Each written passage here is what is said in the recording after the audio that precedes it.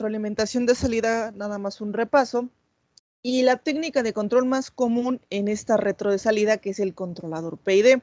El controlador PID es un controlador formado por 3 acciones, que es el proporcional, integral, derivativo.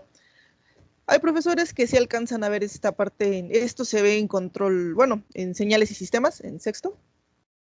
Hay profesores que sí lo alcanzan a ver e incluso los hacen construirlo, pero hay profesores que yo sé que no les da tiempo de ver este tema. Es el último, de hecho, del temario. Entonces, esta es una técnica de control clásico, pero que hasta la fecha se sigue utilizando muchísimo. Este se supone, bueno, se considera el controlador industrial por default. Control de procesos generalmente es el que se trabaja. Con todo y que es una técnica vieja, se ha adaptado a lo largo de, o sea que a lo largo de los años lo han ido adaptando para que trabaje con técnicas más recientes. Pero bueno, ¿en qué se basa este controlador? La acción de control, que probablemente en señales y sistemas ya vieron tipos de retroalimentación o prealimentación, cómo cerrar el lazo, perdón. Entonces, la retroalimentación más común es la retroalimentación de salida, que es este tipo de retro, en donde la salida de la planta se toma la salida general de la planta. Esa es la que el sensor muestrea, se compara con nuestra señal de referencia, nuestra variable de referencia, se calcula el error y con base en este error es que el controlador toma la decisión.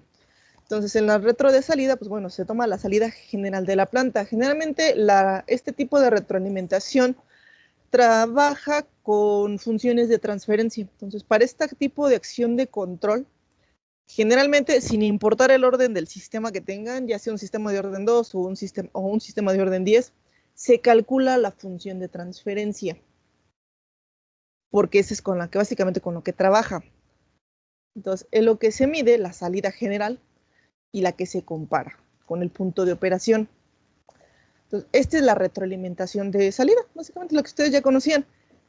Tiene otro pariente cercano que es la prealimentación, que esa se utiliza sobre todo para controles anticipativos. La prealimentación se utiliza, por ejemplo, cuando tienen su lazo principal y sobre todo se utiliza mucho en la entrada. Cuando a la entrada, cuando se sabe que existen posibles perturbaciones a la entrada del sistema. Por ejemplo, eso es muy común cuando su sistema, la entrada de este viene de otro sistema. Un ejemplo muy común son los sistemas que utilizan como fuente principal el vapor. Por lo regular, el vapor o bien se genera exclusivamente para el proceso o a veces se recicla de algún otro proceso. Hay procesos muy grandes en donde el vapor generado se utiliza para alimentar otros procesos de tipo térmico. Entonces, pero bueno, puede haber posibles perturbaciones en el suministro del vapor. Si se genera exclusivamente para el proceso, no debería de haber problemas. Pero cuando viene reciclado de algún proceso adicional, pues sí pudiera haber variaciones en el suministro de esta fuente, ¿no? De esta fuente de vapor. Ahí se sugeriría el uso de una prealimentación para regular la entrada del vapor, que no suba demasiado, que no baje demasiado. Entonces, ahí es donde se sugiere. Igual, por ejemplo, en sistemas en donde hay perturbaciones, porque hay varios tipos de sistemas con perturbaciones, están las estocásticas y algunos que le llaman las deterministas, en donde ya se sabe qué tipo de perturbación se presenta en el sistema, una perturbación determinista, entonces estos lazos anticipativos entran precisamente para evitarlo. En el área de no lineal, muchas veces la prealimentación se utiliza para evitar el efecto de las no linealidades. Por ejemplo, en electrónica, de las más comunes, que son la saturación y la histéresis, pudiera ser que se utilizara una prealimentación para evitar que éstas afectaran al sistema. Tienen muchas aplicaciones, les digo, las dos, para el caso clásico, existen entonces la retroalimentación de salida, que se le conoce como el feedback, sobre todo para la parte comandos o la parte software, le llaman el feedback, y la prealimentación, que es el feed forward. Les digo, la prealimentación tiene más bien un efecto preventivo. Por lo regular, la prealimentación es un controlador esclavo y la retroalimentación es el controlador maestro. Hay muchas configuraciones. Entonces, este es el control básico. A diferencia de esto, en espacio de estados, lo que se va a realimentar son cada variable de estados. Aquí, en retroalimentación de salida, pues bueno, se realimenta únicamente la salida general del sistema. Les digo que por lo regular es función de transferencia. En retro de estado, ahí hay una retroalimentación por cada variable de estado. La retro de estado sí se puede usar para controlar. De hecho, está pensada con fines de control propiamente hablando. Pero normalmente no se utiliza para controlar completamente un proceso. Muchos ven a la retro de estados como una especie de control proporcional aplicado la constante proporcional a cada una de las variables de estado. Para fines de control no es muy común encontrarse la retro de estado, digo, sí se puede aplicar como controlador, no es tan común verla. Por lo regular, la retro de estado se utiliza para estabilizar. Cuando llegamos a tener alguno o algunos de nuestros valores propios que anden en el semiplano derecho o que, por ejemplo, estén en el origen, por lo regular hay que moverlos de ahí. Por ejemplo, en el origen se considera estabilidad marginal, pero en el origen muchas veces tienden a generar vibraciones físicas. Cuando un sistema tiene polos en el origen, se corre el riesgo de que empiece a generar oscilaciones, vibraciones y que se entre en resonancia. En algunos sistemas no afecta, pero en algunos otros sí se considera eso hasta peligroso.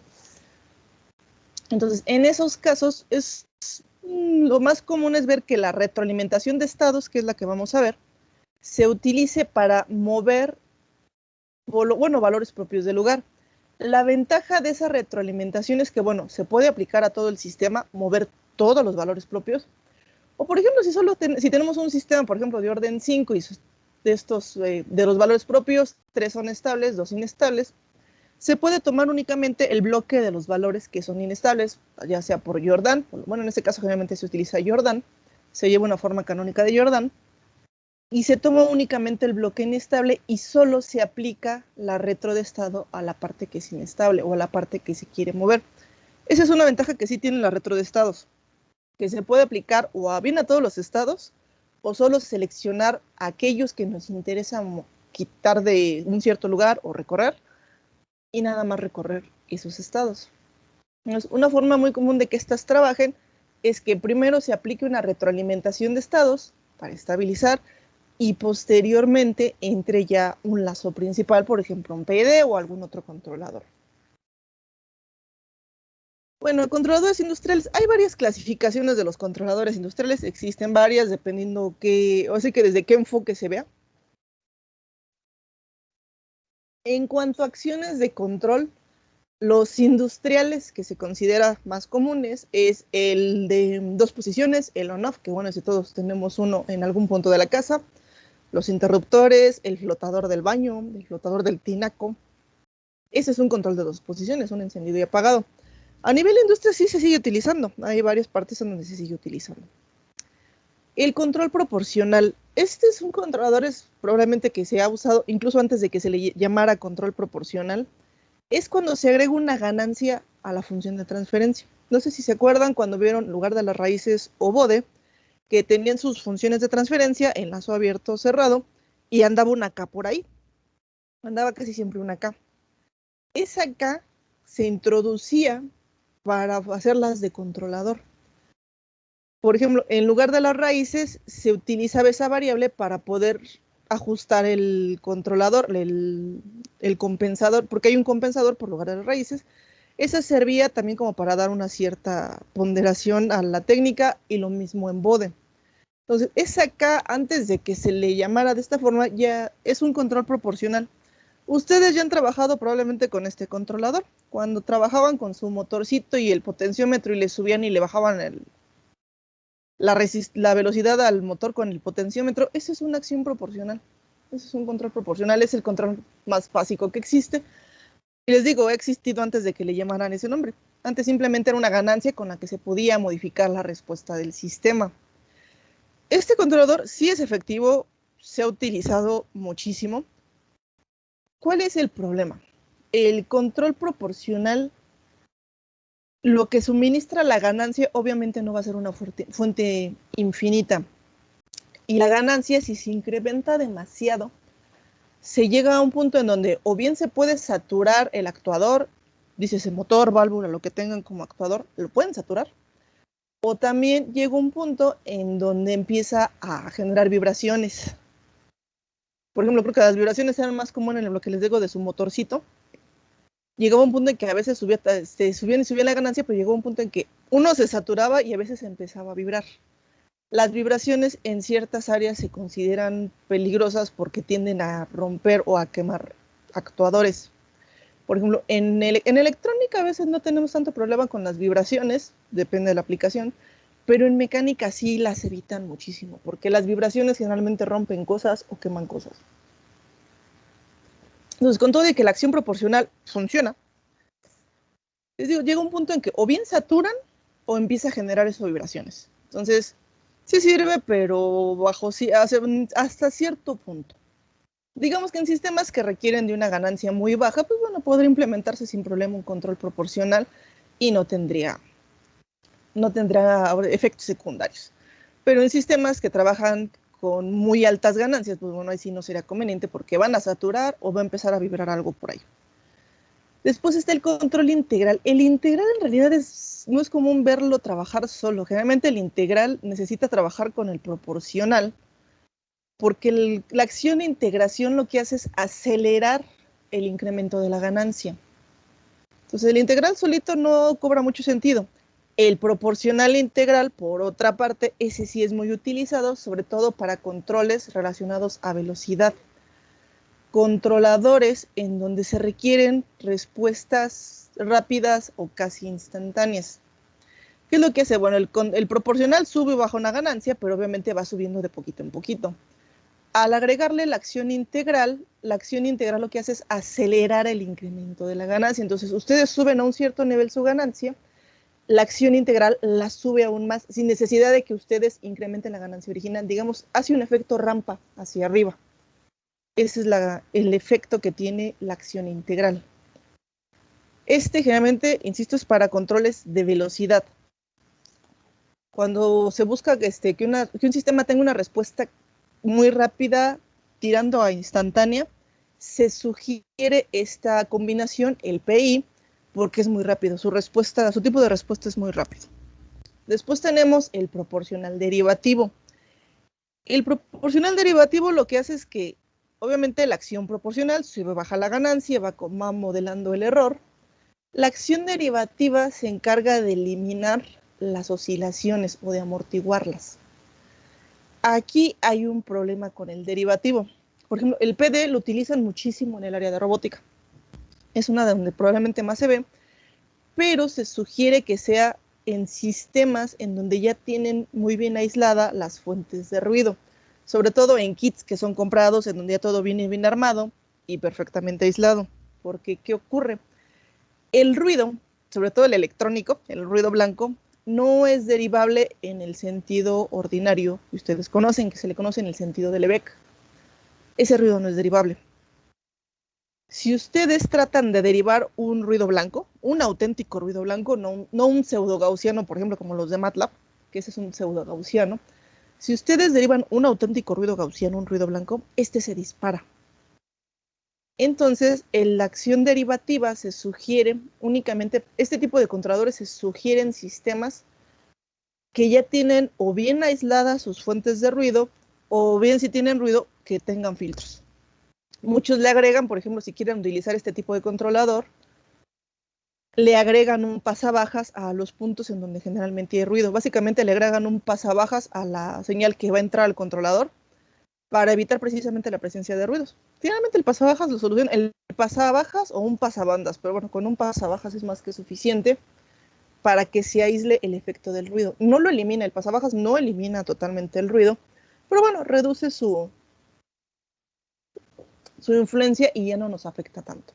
Entonces, el proporcional derivativo, ese se utiliza más en controladores que requieren más para posición y para precisión, pero les digo, hay que tener cuidado con el ruido. O bien tenemos que tener todo muy bien aislado, o filtros. Por ejemplo, hay muchos que sí le meten en las puntos de ruido, le meten sus canónicos pasabajas, que son muy fáciles de construir y se evitan de problemas. Y luego después tenemos ya el PID, que es el proporcional integral derivativo, el controlador completo. El PID es muy efectivo, con ruido o sin ruido, nada más que es un poquito más lento. Las acciones también tienen que tomar en cuenta la constante de tiempo del sistema. Esto es con base en qué tiempos se manejan las respuestas del sistema o se quiere que se manejen. Por ejemplo, en mecánica depende mucho, hay mecánica que está enfocada a la velocidad, esas ocupan constantes de tiempo muy rápidas, tiene que ser de respuesta casi instantánea. Están los que son más de posición, que bueno, esos pueden ser más lentos, solo buscan más precisión. Pero bueno, ahí estamos hablando de constantes de tiempo de segundos, milisegundos, o a lo mucho minutos, ¿no? Pero hay sistemas que sí tienen constantes de tiempo muy largas. Por ejemplo, en química, las constantes de tiempo pueden llegar a ser de horas o creo que incluso de días, dependiendo del proceso. En biología, los procesos, sus constantes de tiempo son de días o incluso meses. Por ejemplo, el caso del modelo presa-depredador, que se le conoce como el sistema Lotka-Volterra, se asume que un buen tiempo para que la interacción de especies, de poblaciones, alcancen su estado estable, un buen tiempo es 2 años. Ese proceso, su constante de tiempo tarda en asentarse 2 años. Entonces ya depende mucho la constante del tiempo de su sistema. Les digo, cuando quieren respuestas casi instantáneas, el proporcional integral. Cuando se busca precisión, aunque no sea muy lento, el proporcional derivativo, y bueno, ya cuando se puede tomar su tiempo, no hay tanto problema, es el PID. Entonces, estas son las acciones más comunes, ya dependiendo qué tengan o qué quieran controlar, pues les conviene el PI, el PD o el PID completo. Hay veces que, por ejemplo, cuando hay lazos anidados, que hay varias retroalimentaciones que son consideran lazos anidados, en donde hay un controlador maestro y varios esclavos, en los lazos donde están los controladores esclavos, generalmente hay proporcionales integrales o proporcionales derivativos. Sobre todo son más comunes los PIs, porque precisamente son mucho más rápidos. Y ya en el lazo maestro entre el PID, porque bueno, los internos siempre tienen que trabajar más rápido que el control maestro, y por eso en los internos es muy común en toparse el PI o el PD. Y el lazo maestro, pues a veces sí es el PID. Entonces, estas son las acciones básicas para ese tipo de controles. También los controles industriales, digo, hay varias clasificaciones, pueden clasificarse con base en su fuente de energía, que puede ser electricidad, fluido presurizado como aire o aceite, pueden ser neumáticos, hidráulicos, eléctricos. Entonces ya ahí va a variar dependiendo qué tipo de proceso tengan. El controlador obviamente se tiene que escoger con base en la naturaleza de la planta y las condiciones en que va a operar el controlador. Tomen en cuenta costos, seguridades, disponibilidades, confiabilidad, ruidos, temperaturas. Todo eso se tiene que tomar en cuenta para escoger un controlador. A nivel industria, se utiliza mucho el PLC, es los controladores lógicos programables. En algunos libros les llaman los autómatas programables, sobre todo los libros que son españoles. Pero bueno, su nombre es el controlador lógico programable. Son cajitas, básicamente. Son muy robustos, generalmente aguantan vibraciones, ruidos, altas temperaturas. Simplemente son de los que se utilizan más porque, bueno, suelen ser los más robustos. Hay unos son muy básicos, actualmente ya hay unos PLCs híbridos que tienen hasta interfaz gráfica y ya hacen otras cosas. Los PLCs generalmente su problema son los usuarios porque les queman las entradas, luego sobre todo cuando no se... por ejemplo, los PLCs a veces son muy delicados para las entradas. Algunos ya vienen con las entradas optoacopladas, pero si no hay que poner un optoacoplado a la entrada para evitar quemarlas con corriente, que eso es generalmente lo que los echa a perder. Que no les saben conectar bien las cosas y los queman. Les queman las entradas o a veces las salidas. Pero en general, a nivel industria, pues son de los más utilizados. Obviamente eso nada más a nivel industria de control de proceso, pero bueno, hay otros tipos de áreas, por ejemplo, en industria, bueno, en el área de biomedicina, No van a entrar muchas veces PLCs porque a veces en biomedicina los dispositivos son muchísimo más pequeños. Por lo regular en el área biomédica les gusta mucho Arduino o parecidos o PIX incluso. Pero lo que más he visto que se utiliza son los Arduinos o tarjetas similares al Arduino. Les gusta mucho, por ejemplo, ahí sí son controladores más chiquitos. Obviamente controlan procesos como de más, que ocupan más precisión. Pero sí, a nivel industria y a nivel control de proceso industrial, el PLC sigue siendo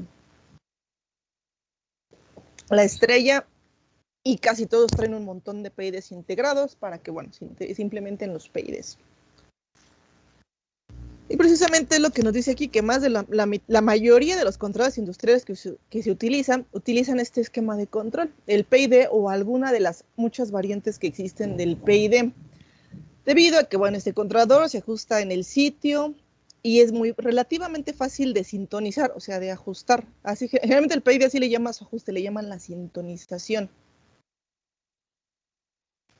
Se han desarrollado formas automáticas de sintonización, aunque sigue sin haber en realidad un método exacto de sintonización de un PID. Hasta la fecha hay quienes siguen investigando cómo sintonizar correctamente su PID. Hay dos métodos base, los Ziegler-Nichols 1 y 2, pero no aplican casi en ningún caso práctico, para ser honestos. Nos pueden dar idea de cómo sintonizar el PID, pero generalmente esos dos métodos no sirven para casos prácticos. El PID de preferencia necesita tener acceso al modelo matemático, a la función de transferencia de la planta. De preferencia, no es forzoso. Entonces, muchas veces lo que se hace, por ejemplo, en los motores, cuando van a controlar un motor con un PI o un PID, obviamente no siempre se tiene el modelo del motor, es poco probable. Lo que se hace es parametrizar el motor. Eso es muy común en muchas áreas. Que esto es con los sensores, básicamente se muestrea, se toman datos de entrada y salida y se puede parametrizar y generar un modelo aproximado. Los motores, de hecho, ya hay hasta técnicas estadísticas para que tomen sus muestras y con esas técnicas aproximen un modelo. Obviamente también se puede hacer por software. En MATLAB está el System Identification, que puede aproximar modelos. Entonces les da un modelo aproximado. Esto no es forzoso ya, les digo, hay muchas, se ha adaptado a lo largo de los años el PID, obviamente sea una técnica tan vieja, se ha ido adaptando. Entonces, hay algunos PIDs que, les digo, con que se aproxima más o menos la función, se puede controlar. Por ejemplo, en el caso de control difuso, ya hay variantes del PID para difuso. Para redes neuronales también hay una variante que funcionaba en el caso de redes neuronales. En el caso del difuso se adaptaba para que funcionara con lo disponible. En el caso de redes neuronales, lo que se solía hacer es que la red neuronal reconstruía el modelo y se lo alimentaba al PID, así tal cual. Entonces se usaba la red para reconstruir y luego entraba esto al PID. Y así era el controlador. Pero digo, se ha ido adaptando. Hay un montón de variantes del PID. Por ejemplo, en no lineales hay una variante de PID, hay una para espacio de estados. Y entonces, creo que cualquier área de control, en todas las técnicas nuevas, de pronto hay variantes donde fusionan su técnica con el PID. Pero digo, es muy utilizado. Digo, la sintonización no hay un método exacto. Depende mucho del tipo de modelo que tengan para poder sintonizar. Casi siempre la sintonización es a prueba y error. Ahorita vamos a ver cómo es. Es en realidad sencillo. Sí, están los métodos, los Ziegler-Nichols 1 y 2, pero esos creo que casi ningún caso práctico van a aplicar. Y hay muchísimas técnicas. La ecuación principal del PID es esta. Esta es la ecuación base. Hay un montón de variantes. De hecho, por ejemplo, en algunos controladores, por ejemplo, dependiendo de la marca de controlador que tengan y el modelo, tienen que ver en las hojas de especificaciones qué ecuación traen. Porque hay variantes, está la ecuación, por ejemplo, de los Allen-Bradley, la ecuación de los Siemens. Muchos controladores, a la hora de que verifiquen sus hojas de especificaciones, van a encontrar el variante de PID que traen. Casi siempre les dan la ecuación para que se den una idea de qué variables hay que sintonizar. Entonces, el PID, en su forma integral, es la constante proporcional por el error. Luego es constante proporcional entre la derivativa por la integral del error, esta es la que acelera, y luego es proporcional por la derivativa que multiplica a la derivada del error. Por eso aquí en esta parte donde digo que es peligroso que tengan ruidos, porque si llega a haber ruido gaussiano, eso se va a disparar bien bonito y les va a desestabilizar todo. La que normalmente se implementa en simulaciones esta, la función de transferencia. Les digo, el PID está más pensado en trabajar con funciones de transferencia. Entonces, generalmente esa es la función de transferencia del PID y entra en su diagramita de bloques. Entraría aquí. Entonces, esta sería la función de transferencia del PID o del PI. Esta sería la función de la planta y, bueno, su correspondiente retroalimentación. Entonces, por lo regular, cuando es retroalimentación de salida, lo que hace es que si leemos el diagrama de bloques, el controlador va a multiplicar a la función de la planta. Se multiplican, básicamente. Entonces, esta es la función de transferencia. Entonces, la KP es la ganancia proporcional. TD es el tiempo de integración. Muchos le llaman la constante el tiempo de derivación. Muchos le llaman la constante de derivación. También se utiliza la K en vez de T.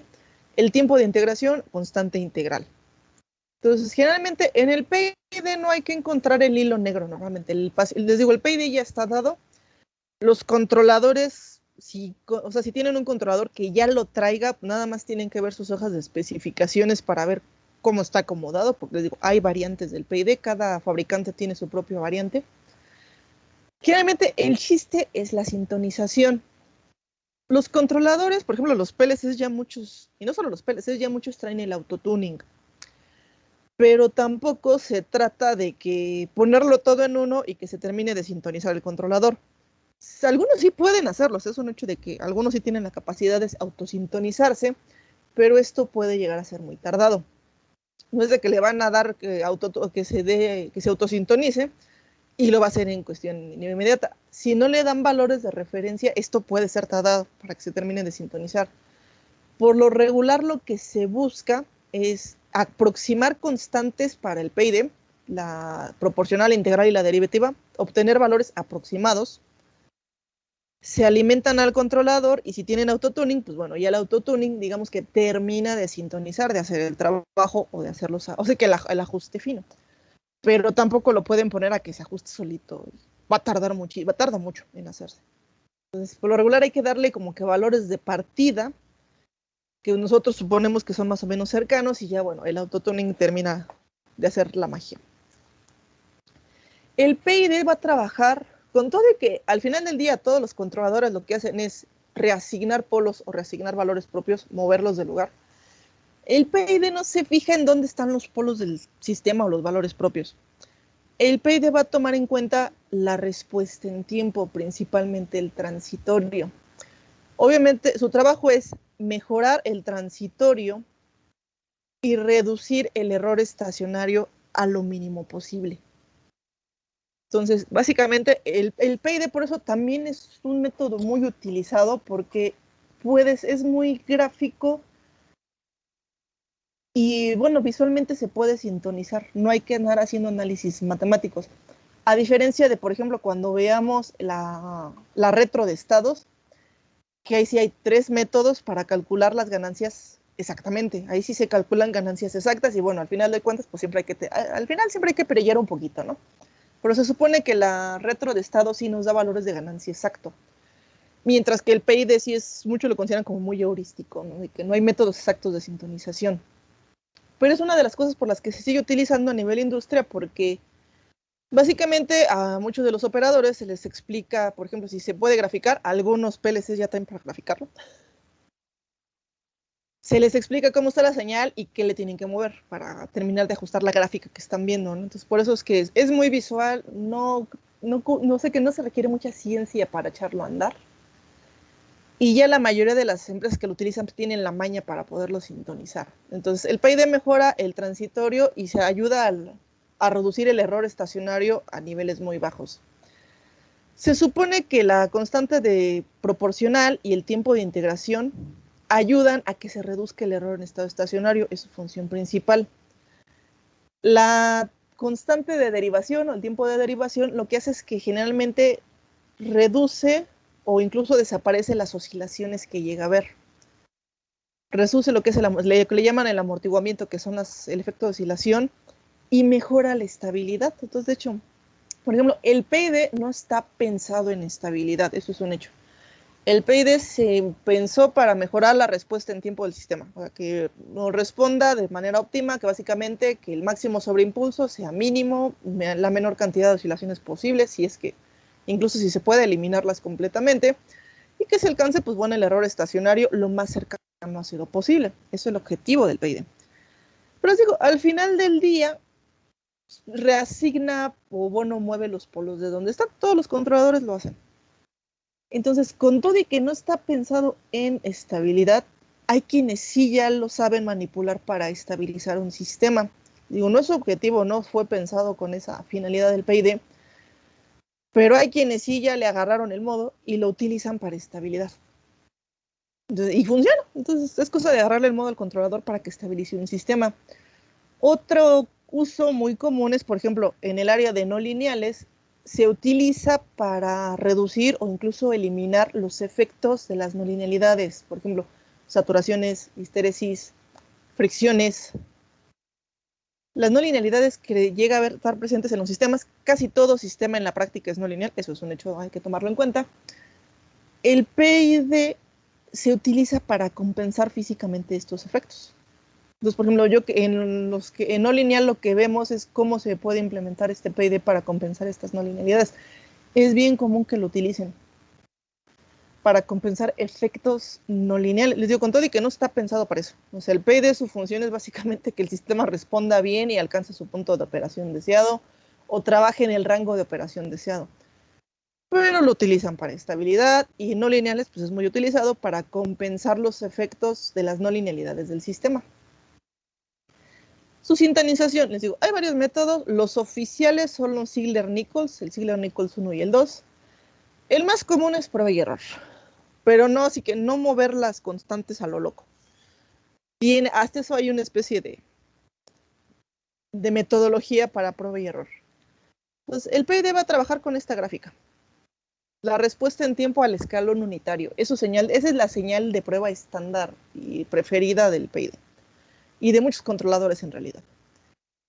Entonces, se analiza cómo tenemos nuestra respuesta en tiempo, en dónde anda el máximo sobreimpulso, cuánto tarda en asentarse y cuántas oscilaciones hay presentes. ¿Qué se hace? Si te va a hacer el PID, se apagan las constantes integral y derivativas y se deja nada más la acción proporcional. Se empieza ahora sí que a mover esta constante, la proporcional, hasta que el máximo sobreimpulso baje lo más que se pueda. De preferencia se busca que baje a la cuarta parte de su valor inicial. Entonces, si tienen, por ejemplo, un máximo sobreimpulso de 1, se busca que baje a un 0.25. Les digo, lo ideal es que baje a la cuarta parte del valor inicial. Obviamente no siempre es posible, pero bueno, se empieza a mover básicamente la acción proporcional a que esto baje, el máximo sobreimpulso baje, y el error estacionario se reduzca en la medida de lo posible lo más que se pueda. Ya que se logró reducir el error y el máximo sobreimpulso lo más que se pudo con la pura acción proporcional, se empieza a incrementar el tiempo de derivación o la constante de derivación. Esto lo que va a hacer es que si todavía había oscilaciones, generalmente la de derivación lo que hace es que ya las elimina. Obviamente hay sistemas que su estado estacionario oscila, entonces ahí ya no se puede hacer nada, ¿no? Pero bueno, si hay oscilaciones por ahí, las reduce o incluso elimina. Generalmente se logra que baje más el máximo sobreimpulso, que es una especie de oscilación más grande, entonces la logra reducir. Generalmente las oscilaciones posteriores las termina de eliminar. Y bueno, ya digamos que perfecciona el error en estado estacionario a que baje lo más posible. Y ya al final entra la acción integral, que es la que va a terminar como que de hacer los ajustes y que todo, digamos, generalmente con la acción integral lo que hace es que el estado estacionario se alcanza más rápido. Hace que se llegue más rápido al estado estacionario, lo acelera. Entonces, generalmente así es como se sintoniza. Se dice que esto que generalmente está bien sintonizado si logramos que el máximo sobreimpulso sí baje a la cuarta parte de su valor original y alcance lo más rápido posible su estado estable del sistema. Entonces les digo, con todo de que es prueba y error, no nada más es mover las ganancias a lo loco. Sí, entonces es primero la proporcional, después la derivativa y luego la integral. Si tienen PD o PI, pues bueno, primero la proporcional y ya luego la que vayan a utilizar, ya sea integral o la derivativa. Pero generalmente este método le llaman prueba y error y algunos le llaman el método del 25%. También me ha tocado ver que le llaman así. O de la cuarta parte, le llaman de esas formas. Porque es básicamente el objetivo. Así se sintoniza. Entonces, esto, ¿cómo se ve más en, tal vez no en la práctica aquí, pero bueno, en simulación por lo menos? Vamos a simular este sistemita. Es un control de velocidad para un motor de corriente continua. Esta es su función de transferencia. Y ya tenemos, nos está pidiendo que el tiempo de asentamiento sea de 2 segundos. Un máximo sobreimpulso de un 5%, perdón, y un error estacionario máximo de un 1%, o sea, de 0.001. Entonces, pues vamos a ver, primero vamos a simular la planta, ¿no? Esto lo voy a copiar. Y nos vamos a MATLAB.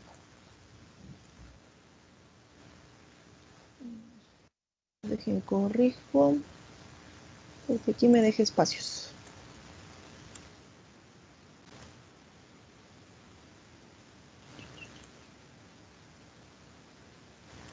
Entonces se define numerador y denominador. De hecho, hay un comando en MATLAB para función de transferencia que les puede generar así la función bien. Y necesitamos graficar. Esto se grafica con el escalón unitario, con el step.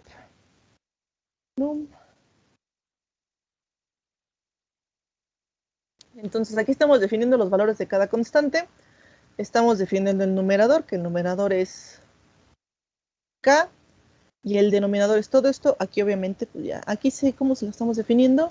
Ah, miren, J por L y los productos. Así tal cual está, se está llevando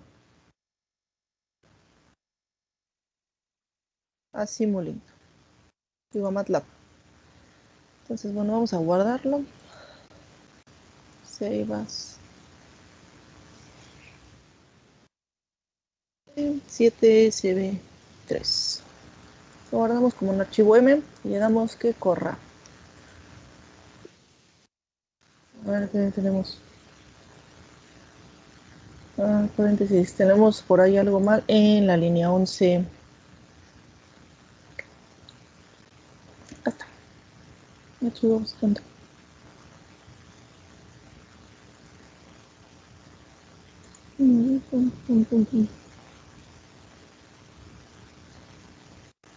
Sí, estamos definiendo como, a ver.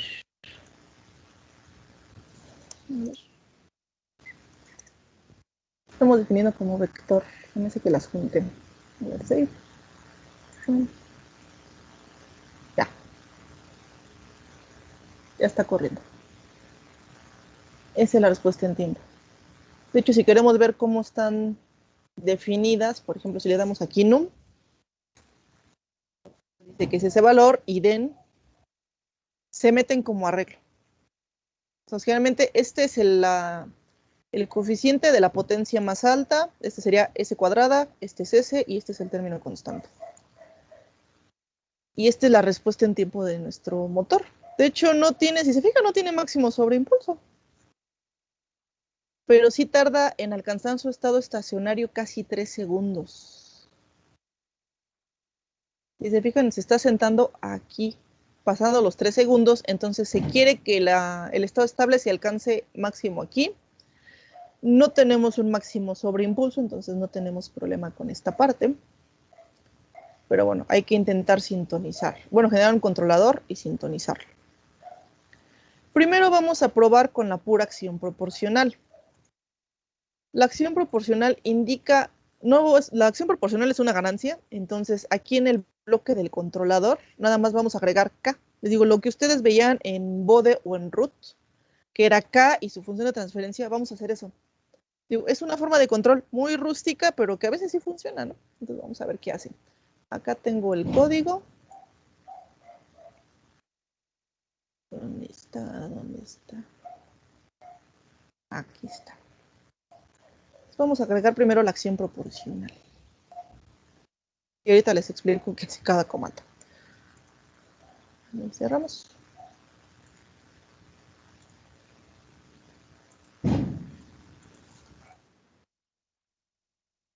Entonces,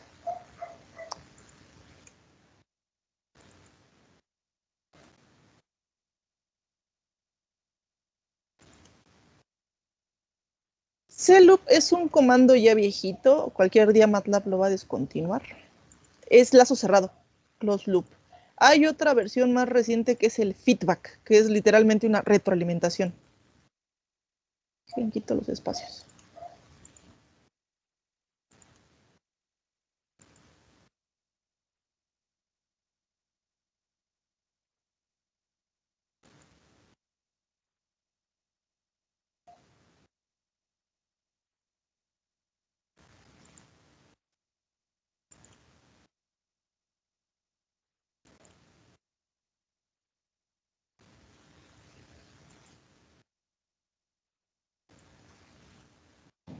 Entonces, bueno, definimos nuestra ganancia proporcional, va a ser 100, el numerador va a cambiar, porque va a ser K por el numerador, les digo como se veía en Bode, que era K por el numerador, el denominador, pues bueno, sigue siendo el mismo. Y lo que vamos a hacer es generar el lazo cerrado. Para esto se utiliza el comando cloop, que les digo es close loop, lazo cerrado. Entonces, si le dan el numerador y el denominador ya de, por ejemplo, el producto de la función de transferencia de su controlador por su planta, entonces ustedes lo que tienen que hacer, después vamos a ver que un comando también lo puede hacer, es, los productos de lo que estamos haciendo es multiplicarlo por este. Se lee como diagrama de bloques. Entonces, la función de multiplica por la de esta y se cierra el lazo. cloop lo que hace es que ustedes le alimentan esto, numerador y denominador, y el cloop cierra el lazo automáticamente. Y nos genera la función de transferencia ya en lazo cerrado. Entonces la multiplicación del control por la función se puede hacer manual y también hay un comando en MATLAB que ahorita vamos a ver. Aquí como era nada más una ganancia proporcional, pues bueno, por eso la definí así, directamente en el producto. Y bueno, aquí le damos run. Y aquí está ya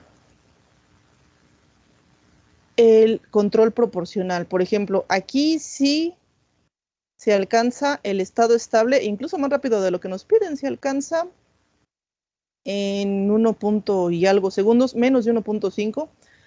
Pero bueno, aquí nos genera, ya si se fijan, un máximo sobreimpulso, siendo que el sistema no lo tenía y aquí hay una ligera oscilación. Aquí hay ligeras oscilaciones en esta parte. No son muy fuertes, pero bueno, hay una pequeña oscilación y se genera un sobreimpulso cuando antes el sistema no lo tenía. Pero bueno, ya de entrada el estado estable se alcanzó más rápido. Vamos a ver si con el PID se logra amortiguar esta parte. Entonces, esto de momento lo voy a comentar y vamos a agregar el código del PID.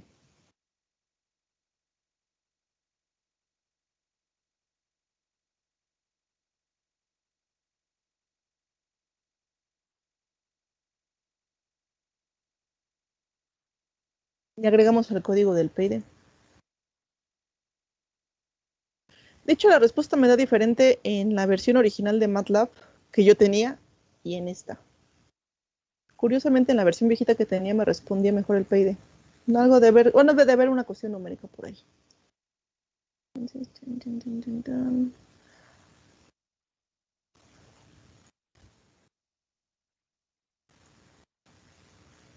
Entonces vamos a agregar el PID.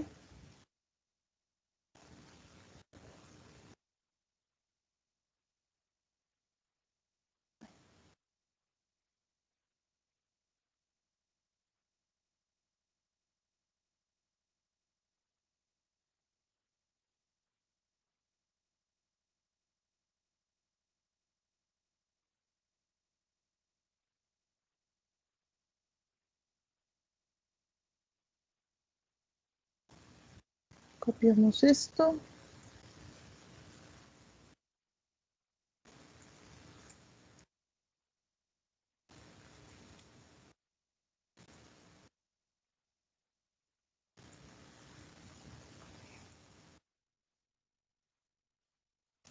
Aquí, por ejemplo, este comando conf es el producto cuando quieren multiplicar funciones de transferencia. Aquí, por ejemplo, este numc, estamos definiendo el PID, su numerador y su denominador. Ahorita que lo compilemos, le damos que nos exprese ahora sí que qué hay en cada valor. Entonces, aquí estamos definiendo el numerador de nuestro PID. Se toma la función de transferencia, la ecuación que les enseñé cuando dije esa es la que normalmente se simula. Se define numerador y denominador del PID, la función de transferencia del PID. Y se va a multiplicar por el numerador y denominador de la planta original. Este es lo que hace el comando conf. Multiplica las funciones de transferencia, numerador con numerador, denominador con denominador. Bueno, hace su solución numérica. Y ya cerramos, hacemos primero la multiplicación de estas y ya cerramos el lazo. Entonces me voy acá, voy clear alt.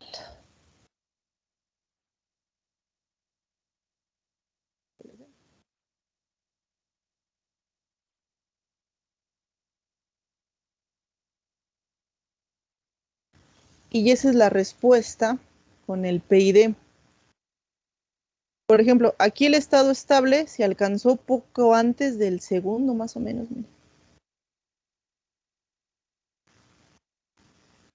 En 8, más o menos, en 0.8 segundos. Entonces ya sube muy rápido. Sigue habiendo un máximo sobreimpulso, pero ya más pequeñito. Nada más tiene esta pequeña oscilación y alcanza su estado estacionario. Entonces sí se aceleró la respuesta. Bueno, se generó un pequeño sobreimpulso, pero bueno, no es muy severo. Nada más aquí hay oscilación y media más o menos y alcanza su estado estable en 8 segundos y bueno, ya se controla el error. Se mantiene el error en el nivel deseado. Entonces sí mejora la respuesta del motor, el PID. Se podría probar nada más un PI o el PD. Para motores es o el PID o el PI. Esas dos son las que utilizan. Y por ejemplo, si nos vamos acá, numc y denc, la ventana de comando le decimos numc. Son los coeficientes del PID y denc, el denominador básicamente. Se puede trabajar con función de transferencia. Creo que por aquí tengo indicado cómo. Ay, no. Creo que ese código no está. Pero se puede, hay un comando para función de transferencia.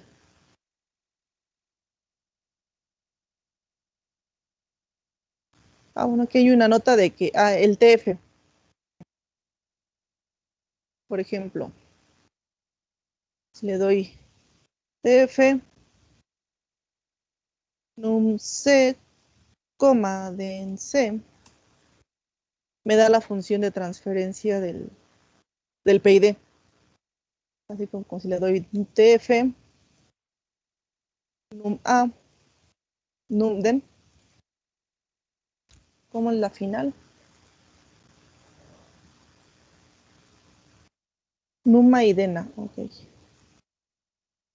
Numa, dena. Esta es la función de transferencia del modelo ya con el lazo cerrado. Entonces, este es el puro PDF. Podemos también que nos diga cuál es la función de transferencia de la planta original. Y les digo, esta es ya la función de transferencia con lazo cerrado. Porque les digo, cell loop es un comando muy viejito y para MATLAB ya está medio obsoleto. Digo, sigue funcionando, nos sigue dejando jalar, pero ya la versión más reciente es feedback, esto. Entonces aquí es de cómo definirlo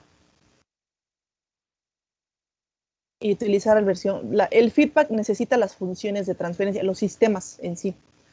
Cell loop sí nos permitía con numerador y denominador. Feedback ocupa los sistemas, las funciones globales. Entonces, así es como funcionaría el PID. Les digo acá desde el código, ahorita este código se los manda, le damos correr y bueno, ya. Esta es nuestra respuesta en tiempo.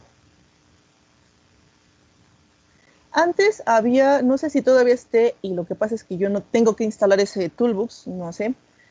Había un comando que se le daba aquí en el command window, algo de payde, y nos abrió una consola en donde estaba uno alimentaba manualmente el sistema, ya sea por un archivo EMA o aquí directamente en la ventana de comandos, daba las funciones que uno iba a ocupar. Generalmente uno daba esta, generaba esta. Entonces se abría esa interfaz gráfica, les digo, era como una ventana, donde nos permitía, jalaba el sistema que estuviera ahora sí que en el workspace y nos permitía gráficamente, así que era una ventanita de sintonización, nos permitía ir modificando las constantes, de que qué pasa si subió o bajaba la proporcional, ahora sí, pero ya más visual, y era mucho más fácil sintonizar desde ahí. Digo, yo esa lo tenía en la versión que manejaba antes en Linux, me lo abría por comando. Aquí no he encontrado el comando, probablemente tengo que descargar esa librería, no sé, no lo he encontrado, pero bueno, lo sigo buscando. Pero si se tiene esa, es más fácil, porque ya se abre tal cual una ventana de sintonización, ustedes ahí le están moviendo todo lo que quieran, hasta que llegue a por ejemplo, ahí tenía la opción de autotuning. Entonces le daban autotuning, les graficaba bien su señal y les decía qué valores de constantes ocupaban para llegar a esa respuesta. Les decía, bueno, los valores proporcional, integral, derivativo son estos, ¿no? Si era el PID, el PD o el PI. Decía, tus valores son estos para esta respuesta. Básicamente ustedes decían, autotuning les daba la respuesta y les daba los valores que se ocupaban. Esto por lo regular se utiliza, por ejemplo, para sintonizar ya los PIDs físicos.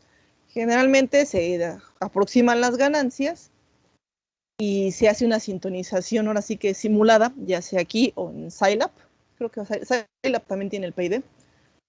Se hace una sintonización ahora sí que simulada y ya de ahí tienen los valores de referencia pues para llevar a los controladores, ya sea que vayan a ponerlos en un PLC, en un PIC, en el controlador que tengan. Y pues ya el autotuning pues es más fácil que termine su trabajo y que lo haga más rápido. ¿Hasta aquí dudas? Este archivo lo subo y le subo el código al ratito. ¿Dudas con el PID? En lo que me abre Simulink.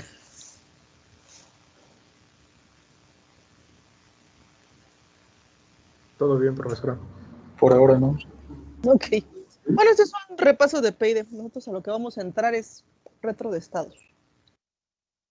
Sí, pues PID es el que más se utiliza, honestamente. Nada más que ahora Simulink.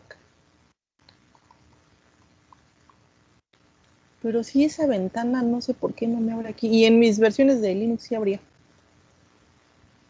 Probablemente no he descargado algo.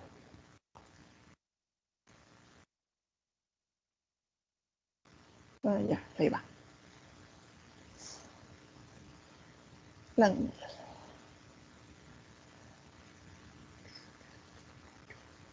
Simulink también tiene el PID para continuo y para discreto. En Simulink es más como construir un diagrama de bloques. A muchos les gusta por eso más Simulink porque es más visual y su diagrama de bloques tal cual lo pueden reproducir.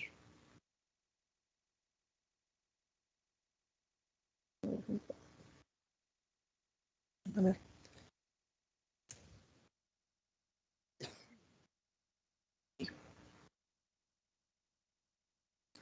Por ejemplo, en Continuous está el PID y una variante del PID. Jalo.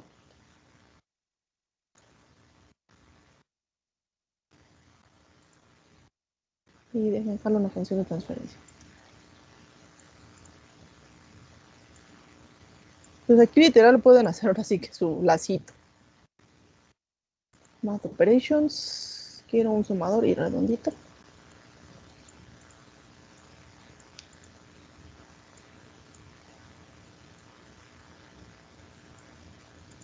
La fuente. Sources. Step. Y sinks. Un osciloscopio.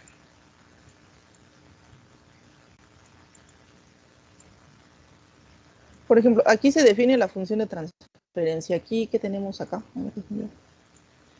Punto 0,1 para el numerador. A ver, a mí no es fácil. Punto 0,1.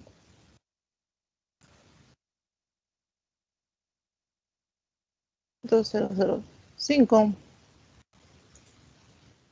Punto 0,6.1. Apply. Ok. El del controlador era 100, 1 y 1 las ganancias, ¿no? Pues este es el...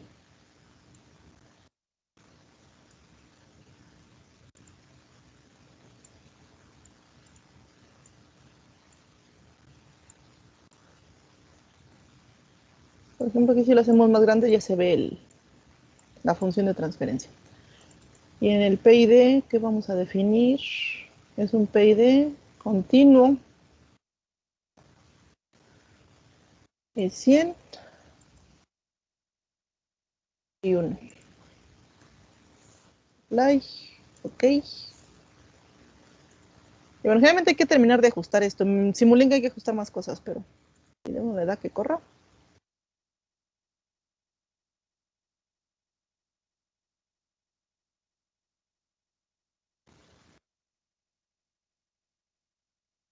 Aquí se nos dispara porque no lo terminé de sintonizar bien.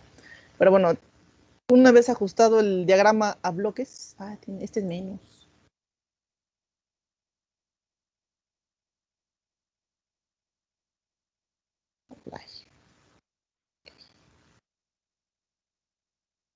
Bueno, más bonito.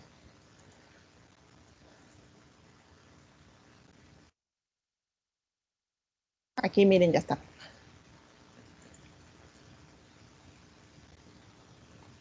Aquí está más lento. En Simulink a veces tiende a responder. Tiene un tiempo muerto medio raro aquí de 1 segundo. Pero bueno, aquí tarda más en subir. Entonces aquí habría que perillarle un poquito más. Porque sube justo en los 2 segundos. Entonces aquí, bueno, ya sería cuestión de moverle acá.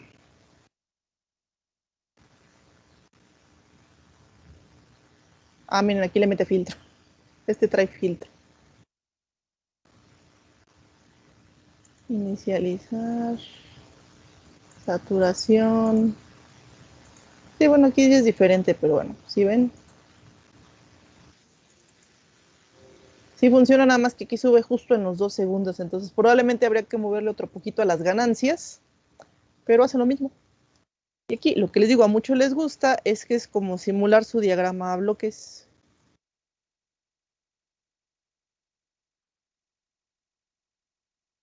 Por eso a muchos les gusta esta parte, porque está el PID y aquí tienen su funcioncita y es más visual.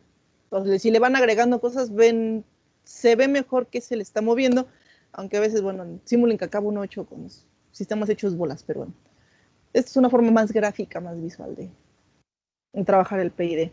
El PID tiene también para discreto, desde donde es el que más se utiliza, de hecho, el discreto, porque ese es el que simplemente en los controladores.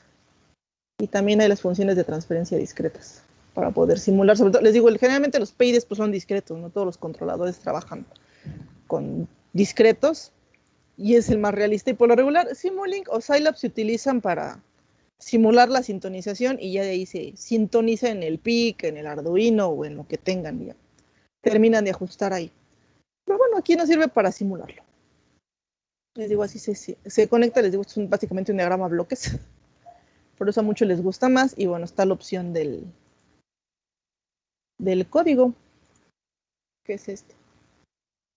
Que a muchos, bueno, si les gusta más trabajar por código, pues también hay por código. Y de hecho hay un comando que es tal cual el PID, que es help, PID, PID.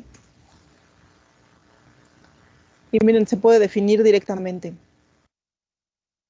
PID le dan las constantes. Y les da las constantes de los filtros, les filtra. No se viene está completo. Entonces le pueden dar nada más las constantes. Si van a filtrar, le pueden introducir las constantes para filtrar. Y les genera directamente la función. Lo pueden mandar llamar directamente así como PID. Y ya se los jala en sus comandos. Pero bueno, entonces les digo, esto es un repaso. Nosotros ya el miércoles empezamos con la parte teórica de retroalimentación de estado. Les digo, retro de estado es retroalimentación, como su nombre lo dice, de los variables de estado. Vamos a retroalimentar cada variable de estado. Es una forma, de la retro de estado, muchos lo ven como una especie de análogo al puro control proporcional, porque es literal una ganancia que se le va a retroalimentar a cada variable de estado con fines de principalmente estabilización. Les digo, sirve para control, pero se utiliza más para estabilizar. La ventaja de ese método es que sí hay métodos para calcular las ganancias exactas. No hay que andarle ahora sí que a prueba y error como en el PID, sino en retro de estado. Sí se calculan los métodos de los, sí se calculan exactamente las ganancias. De hecho, lo que nosotros vamos a ver son precisamente esos cálculos de ganancia. Hay 3 métodos, 2 para sistemas de cualquier orden y 1 solo para sistemas de orden bajo, que va a ser el método de orden completo, que se basa en las formas canónicas, controlable y observable, dependiendo de si es controlador u observador. Está el método de Ackermann, que ese se basa en el teorema de Cayley-Hamilton, y uno que se conoce como el método directo, pero ese es nada más para sistemas de orden 2 u orden 3. Entonces vamos a ver esos 3 métodos. Esos 3 métodos existen para calcular las ganancias del controlador y del observador. De los observadores, y también vamos a ver a qué se refieren los observadores de estado, qué es lo que hacen. Y digo, va a ser diferente. Hay veces que se combinan la retro de estado y la retro de salida. Primero se estabiliza con estado y luego se hace la función y se van a retro de salida. Eso es muy común que se pueda hacer. Pero bueno, entonces, si no hay dudas de esto, les subo estos archivos. El archivo .m y el archivo del PID. Y pues nos vemos, en su caso, pues hasta el próximo jueves, porque el 1 y 2 no hay clases, son feriados. Los vería hasta el jueves 4. Para empezar con la parte teórica de retro de estados. Entonces, pues bueno, si no hay dudas, nos vemos el próximo jueves. Buen puente. Gracias, profesora. Que tenga buen fin. Hasta luego, profesor.